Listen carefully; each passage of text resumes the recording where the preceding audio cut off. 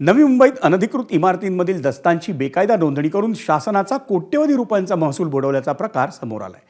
या प्रकरणात एका वरिष्ठ लिपिकावर गंभीर आरोप करण्यात आले। कायदेशीर प्रक्रिया न पाळता केवळ 10 दिवसात तब्बल 842 दस्तांची बेकायदा नोंदणी करण्यात आल्याचं उघड झालंय।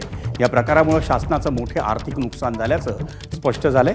या प्रकरणी वरिष्ठ लिपिक आर.बी. दहिफळे यांच्या विरोधात तुर्भे पोलीस ठाण्यात गुन्हा दाखल करण्यात आलाय।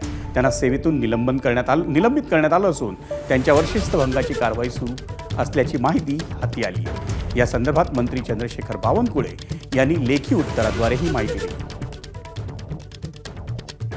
मुद्रांक लपवणे किंवा मुद्रांक वाढवणे याकरता जी ॲडज्युडिकेशन झालेले आहेत, जरी एक कॉशी ज्युडिशियल प्रक्रिया असली तरी याचं ऑडिट एजी करत असतं।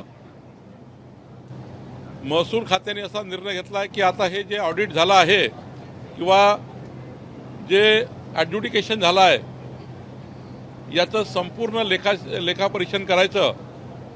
आता राज्यामध्ये 1 एप्रिल 2021 ते 31 मार्च 2026 पर्यंत या 5 वर्षाचं ॲडज्युडिकेशनचं लेखापरीक्षण करण्याचा निर्णय आम्ही घेतला।